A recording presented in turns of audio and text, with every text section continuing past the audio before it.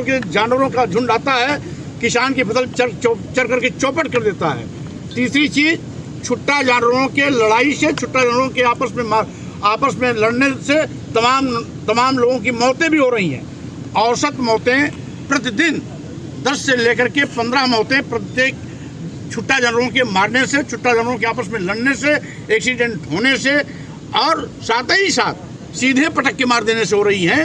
तो स्वाभाविक रूप से सरकार सभी मुद्दों पर बुरी तरह फेल है। रही बात, जब ये इस देश के व्यापारियों को नहीं छोड़ा, लघु सीमांत हमारे जो व्यापारी हैं जिन्होंने भाजपा सरकार बनाने में वोट भी दिया, पैसा भी दिया, उनको भी जीएसटी के माध्यम से लूट का शिकार बनाया। अब तो जीएसटी से संबंधित सारे मामले को ईडी को सौंप करके उनका भी बट्ठा बैठाने की तैयारी भाजपा ने कर लिया है। और तीसरी बड़ी चीज, भारतीय जनता पार्टी संविधान के साथ खिलवाड़ कर रही है। एक देश संविधान प्रदत्त अनुसूचित जाति, जनजाति और पिछड़े वर्गों का आरक्षण शून्य कर रही है। वहीं पर संविधान की कसम खाने वाले प्रधानमंत्री जी और मुख्यमंत्री जी, इनके सरकार के मंत्रीगण संविधान के साथ खिलवाड़ कर रहे हैं और संविधान को बदलने की फिराक में हैं। संविधान विरोधी बयान देते हैं, जब संविधान के अनुच्छेद 14 में इस बात का स्पष्ट उल्लेख है कि धर्म, जाति, वर्ण और संप्रदाय, लिंग और जन्म स्थान के आधार पर किसी के साथ भेदभाव नहीं हो सकता।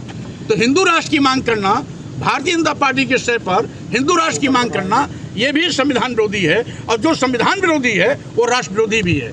और इसी के साथ ही साथ ये पहली ऐसी सरकार है जो लोकतंत्र को खत्म करने पर भी आमरा है।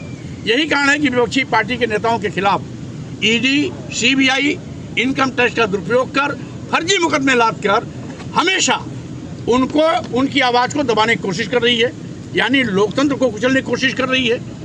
और जो सबसे बड़ी चीज़ जो कभी नहीं हुआ था, सरकारी विभागों, सरकारी संस्थानों, सरकारी प्रतिष्ठानों को बेचने का भी पाप भाजपा सरकार कर रही है।